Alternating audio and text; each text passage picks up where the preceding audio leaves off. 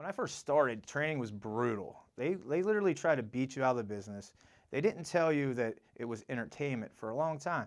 They wanted you to, because if you failed out, they wanted you to believe that everything that went on during there is what pro wrestling was.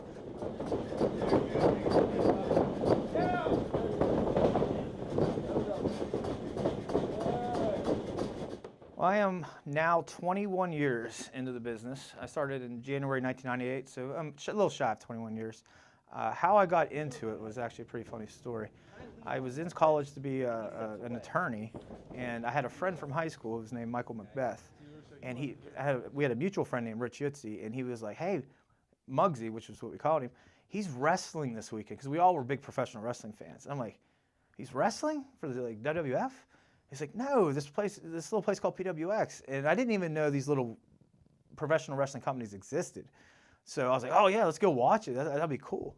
And I watched it, and I totally just fell in love with how intimate these independent wrestling shows are. They're closed in, the characters are bigger than life, and I immediately, and I've always been like a guy that just jumps head first into stuff, I immediately was like, Mike, how do I get into this? How do I do this? And he signed me up for the school, and ever since then I've been a professional wrestler, and I'm not an attorney.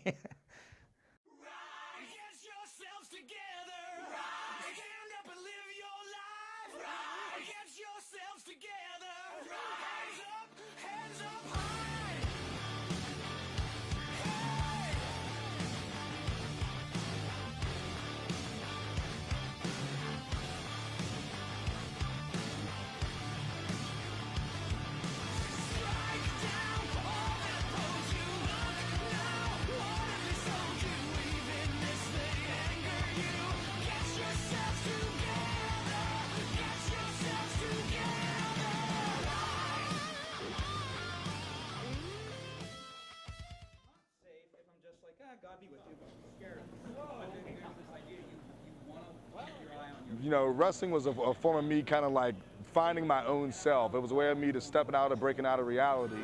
Cicero attacking Mathis and the Rev. And look at the wise guy going off on the Rev. It's about damn time. And right now, Akuma. Yes, Ronell, R-O-N-N-E-L-L, Hunt, H-U-N-T, the Rev. That's what they call me. It's going on 8 years. Started in 2011. It's going to continue to go on. I initially started training in Florida, Pensacola, Florida, off of the Wild Samoan Pro Wrestling Training Center. And then went straight from there, came back to the Pittsburgh area, finished 4 years of college. And then now I'm doing this pretty much frequently, every single week, probably about 3 shows a week. Anyone that wants to do this, I think a lot of times you think, okay, it's not as real as you expect. But like I said, I played basketball, baseball, I played football.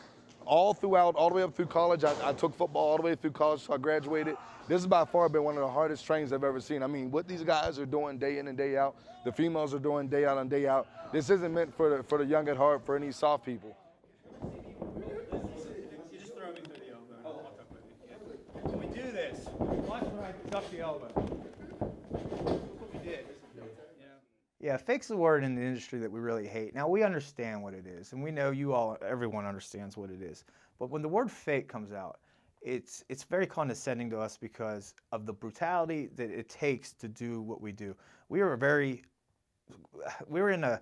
trying to be realistic about a fight, and when we do that, the training for it is super brutal. When we bump or when we fall flat on that mat, it's not a cushion. It's not the big springs you hear about in the urban legends. It is a tight bump. It hurts. You feel it the next day. And we have to condition our bodies to withstand that impact day in and day out. It's like a car crash. And not just the bumps, the strikes, the moves, the dance together.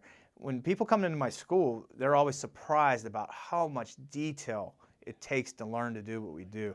So when we hear the word fake, we do take offense to it because it sounds like any kid can come in and do it. And that is not the case whatsoever.